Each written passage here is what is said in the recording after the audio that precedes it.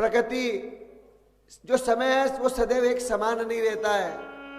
जो गज सब परिवार सुख शांति से अपने परिवार के साथ रह रहा था, आनंद कर रहा था अपनी हथिनियों के साथ, अपने पुत्र परिवार के साथ, एक समय ने करवट बदली और वह क्षीर सागर में उस मध्य में सरोवर बना था, उसमें वह स्नान करने के लिए जाता है। क्योंकि गज का और गज है और गज का और जल का बड़ा सुंदर संबंध होता है।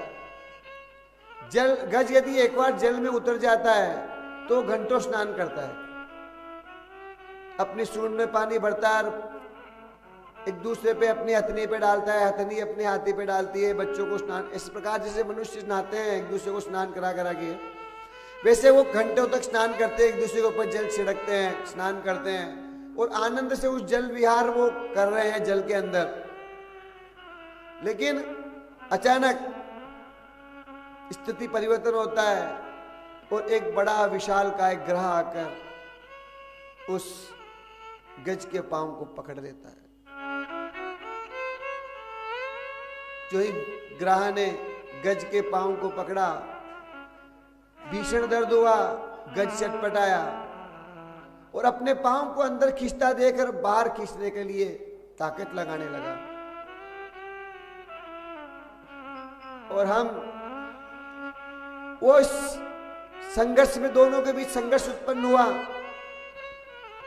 रक्त की धार बह रही गजेंद्र के चरणों से, गजेंद्र के चरणों से रक्त की धार बह रही है। रक्त की धार बहते बहते वह रक्त की धार मगरमच्छ के ग्राह के मुख में जा रही है। मगरमच्छ का भोजन भी रक्त ही है, मांस रक्त ही खाता है, उसको उसका भोजन मिल रहा है, वो भूखा पैसा है। संघर्ष जब कई सालों तक चला, कहते हैं 1000 वर्ष तक युद्ध चला दोनों के मध्य। अब दोनों के मध्य युद्ध चलता रहे, दोनों एक दूसरे को, वो उसको बाहर खींच रहा है, उसको अंदर खींच रहा है। जब तक खुद में ताकत थी तब तक गज लड़ता रहा। खुद की ताकत क्षीण हुई, उसका कारण है खुद का रक्त निकलकर उसके मुंह में जाया जा रहा है, वो बलवान होता जा रहा है और वह कमजोर होता जा रहा है। स्थिति ये हुई कि जब खुद का बल काम करना बंद कर दिया तो उसने परिवार की ओर मुख किया। पत्नी से कहा मुझे खींचो, मेरी सहायता करो। पत्नियां किनारे पे खड़ी हो गई निकलकर, कहा कि हमें भी गज पकड़ लेगा कोई दूसरा आकर। किनारे से खड़ी होकर देख रही है। पुत्र को कहा कि मुझे खींचो, पुत्र भी किनारे पे खड़े होकर चिल्ला रहे हैं। और ऐसा गज और ग्राह के लिए नहीं, हमने तो अपने जीवन में कई बार देखा है। झुंड के झुंड पुष्कर स्नान के लिए आते हैं, मना करते हैं आगे मत जाओ, उसमें से एक बच्चा डूब जाता है, कोई डूब जाता है तो उसके साथ ही केवल बाहर से चिल्लाते हैं, कोई अंदर जाके उसकी पत्नी भी नहीं कूदती उसको बचाने के लिए, कोई नहीं कूदता है। पानी में, साधारण पानी में भी नहीं कूदता है, तो गज वाले पानी में तो कौन कूदे। अब बाहर से उसके पुत्र बाहर से चिल्ला रहे हैं लेकिन उसकी मदद के लिए आगे नहीं आ रहे। चारों तरफ से जब कोई सहायता नहीं मिल रही है, अपबल, खुद का बल लगा लिया, अपने पूर्व जन्मों के जो पुण्य कर्म थे उनको भी याद कर लिया कि यदि मैंने जीवन में कोई पुण्य कर्म किए हैं, मेरा कोई तप हो पूर्व जन्म का, तो वो भी आज मेरी मदद करे, मैं इस गज से बच जाऊं। अपबल, तपबल और बाहुबल, अपना सारा बाहुबल लगा लिया, परिवार का बल लगा लिया। कोई काम नहीं आ रहा है, परिवार काम नहीं आ रहा है। जब कोई काम नहीं आया, तिल भर सूंड बाहर रही, बाकी तो जाने वाला है। चूंकि सूंड से सांस लेता है वो, तो नाक बाहर है तब तक जीवित है। अब थोड़ी सी सूंड बाहर रही है, तब मन में विचार आया कि अरे मैं किसको पुकार रहा हूं। एक कमल के पुष्प को तोड़ता है, ऊपर की ओर उसको करता है अपनी सूंड को, और श्रीहरि की ओर की इशारा करके अब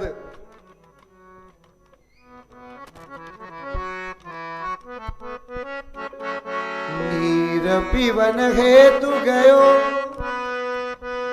सिंधु के किनारे, पीवन हेतु गयो सिंधु के किनारे, नीर पीवन हेतु गयो सिंधु के किनारे, नीर पीवन हेतु गयो सिंधु के किनारे, सिंधु बीच बसत ग्राह चरण ले पछाड़े, सिंधु बीच बसत ग्राह चरण ले पछाड़े, सिंधु बीच बसत ग्राह चरण ले पछाड़े, सिंधु बीच बसत ग्राह चरण लई पछाड़े, हे गोविंद हे गोपाल अब तो जीवन हारे, हे गोविंद हे गोपाल अब तो जीवन हारे, हे गोविंद हे गोपाल अब तो जीवन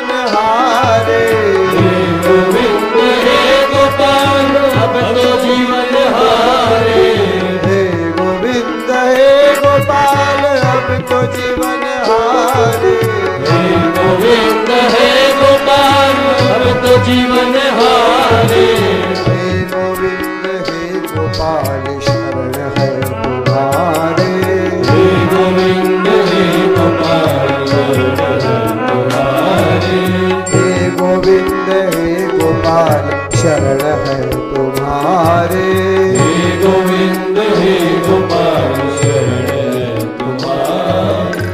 बस अब अंतिम क्षण में शरणागति की ओर सोचा, क्यों नहीं मैं उस परमानंद परमेश्वर को याद करूं जो जगत नियंता है, और अभी तो याद करने की सोच रहा है, कब किया याद? चार पहर युद्ध भयो,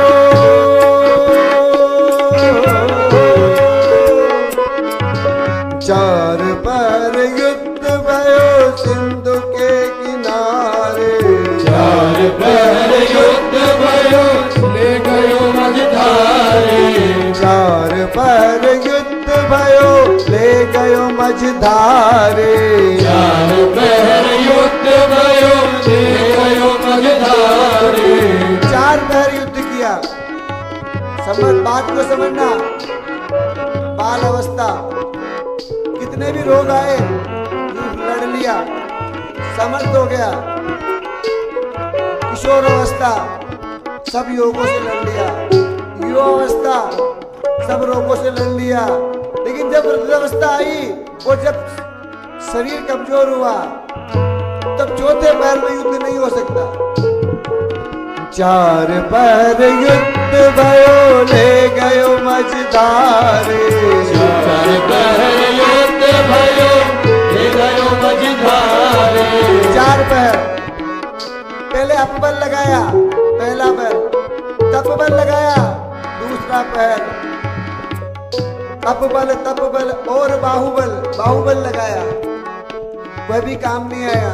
चौथा बल अब श्री हरि परिवार का लगाया, वो भी काम नहीं आया। चार पैर युद्ध भयो ले गयो मझधारे, चार पहर युद्ध भयो ले गयो मझधारे, हे गोविंद हे गोपाल अब तो जीवन हारे, हे गोविंद हे गोपाल अब तो जीवन हारे, चार पैर युद्ध भयो,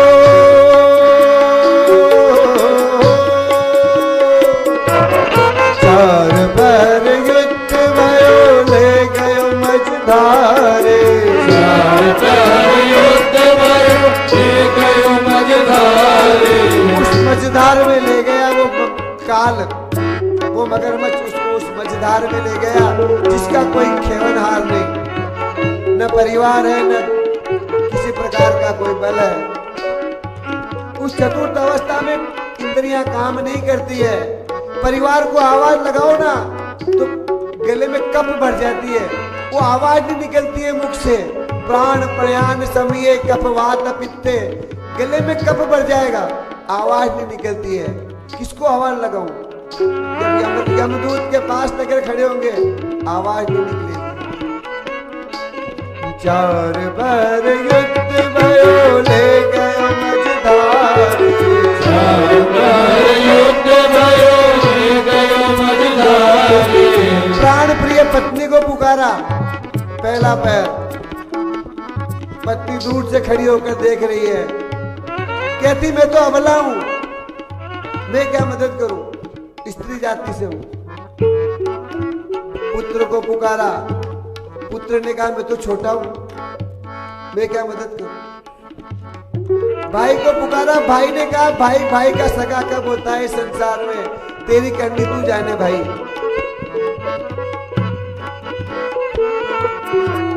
तीन पैर, चौथे पैर मित्रों को पुकारा, जिनको आर्थिक मदद करी, जिनके साथ रहे।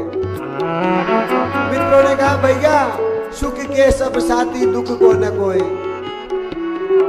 चार बार युद्ध भयो ले गयो मझधार, चार बार युद्ध भयो ले गयो मझधार।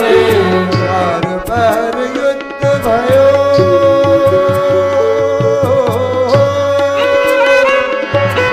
चार बार युद्ध भयो ले गयो मझधार। अब स्थिति क्या है? युद्ध भयो ले गयो मझधार। स्थिति क्या है? सबसे हार गया, चारों तरफ से सहायता बंद, कहीं से कोई मदद का हाथ नहीं उठा। तब क्या हुआ?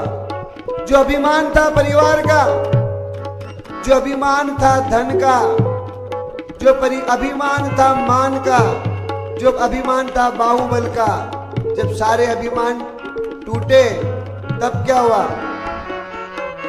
नाक कान डूबन लागे, नाक कान डूबन लागे, नाक कान डूबन लागे, नाक कान डूबन लागे। नाक डूबना, जो नाक थी ना ऊंची, मैं हूं, मेरा इतना बड़ा परिवार है, इतना बाहुबल है, इतने मेरे बेटे हैं, इतने पोते हैं, इतना धन है, इतना वैभव है, इतना यश है, इतनी कीर्ति है, सारा अभिमान चूर हुआ। वो जब अभिमान चूर होता है तो कहते इसकी तो नाक अब झुकी है। चार बार युद्ध भयो ले गयो मझधारे, चार बार युद्ध भयो ले गयो मझधारे। कान डूबने का अर्थ क्या है? नाक डूबी, अभिमान टूट गया। कान टूटने का अर्थ, जब व्यक्ति मरणासन होता है ना, कुछ सुनाई नहीं देता। 6 महीने पहले उसके अंदर जो ब्रह्मरंध्र जो बोलता है, आप अपने दोनों उंगलियां डाल के देखो कान में, एक ओंकार की आवाज आएगी आपको, ऐसा आपके अंदर कोई बोल रहा है बैठा हुआ। और यदि रोज उंगली डाल के बैठो आप, तो उससे आपकी आयु बढ़ती है। ये आप प्रयोग किया करो, ये योग है, सनातन योग। अपनी दोनों उंगलियां कान में डालकर रात के समय में सोने से पहले 1 घंटे तक आप बैठो, आपकी उम्र बढ़ेगी। और जिस दिन आपको वो ध्वनि सुनाई न देना, उस दिन समझ लो 6 महीने में अपना समय आ गया। तो कान डूबा मतलब श्रवण इंद्री खत्म हुई। नाक डूबे, कान डूबे। चार बार युद्ध भयो ले गयो मझधारे, चार बार युद्ध भयो ले गयो मझधारे। नाक कान डूबन लागे, नाक कान डूबन लागे। कृष्ण को विचारे, हे गोविंद हे गोपाल, अब तो जीवन हारे। हे गोविंद हे गोपाल, अब तो जीवन हारे। हे गोविंद हे गोपाल, अब तो जीवन हारे। अब तो मृत्यु सामने खड़ी है, अब कोई साथी नहीं।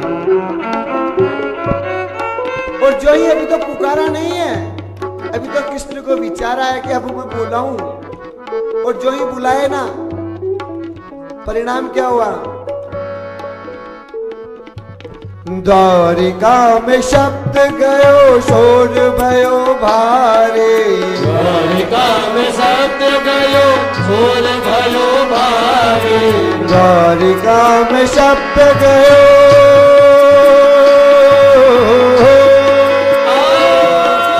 द्वारिका में शब्द गयो, शोर भयो भारे। द्वारिका में शब्द गयो, शोर भयो भारे। शंख चक्र गदा पद्म गरुड़ पे सवारे। शंख चक्र गदा पद्म गरुड़ पे सवारे। जो ही शब्द सोच गई, तब तक द्वारका में हल्ला हो गया। द्वारकाधीश ने अपने सारे काम छोड़कर शंख चक्र गदा पद्म गरुड़ को बुलाकर उस पर बैठ गए। और स्थिति क्या है अभी की स्थिति में बताऊं। आप घर से कहीं जा रहे हो, आपने मोटरसाइकिल निकाल ली, गाड़ी निकाल ली, उस पर बैठ गए, उसको स्टार्ट कर लिया, रेस भी पूरी खींच ली कि एक क्षण की भी अब देरी नहीं होनी चाहिए, पूरी रेस खींच दी।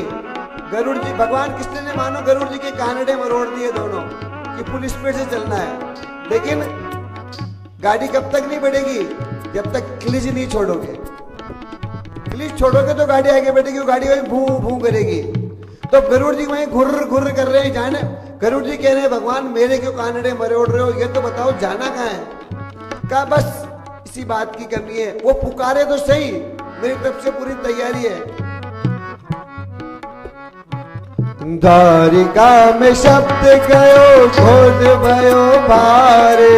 द्वारिका में शब्द गयो, शोर भयो भारे। शंख चक्र गदा पद्म गरुड़ पे सवारे। शंख चक्र गदा पद्म गरुड़ पे सवारे। और जही गजराज ने उठाकर एक शब्द बोला, श्री हरि। हरि तो पूरा बोला ही नहीं, केवल है बोला। री बोलने से पहले भगवान उसके सामने उपस्थित। सूर कहे श्याम सुनो, शरण हो तिहारे। सूर कहे श्याम सुनो, शरण है तिहारे। सूर कहे श्याम सुनो,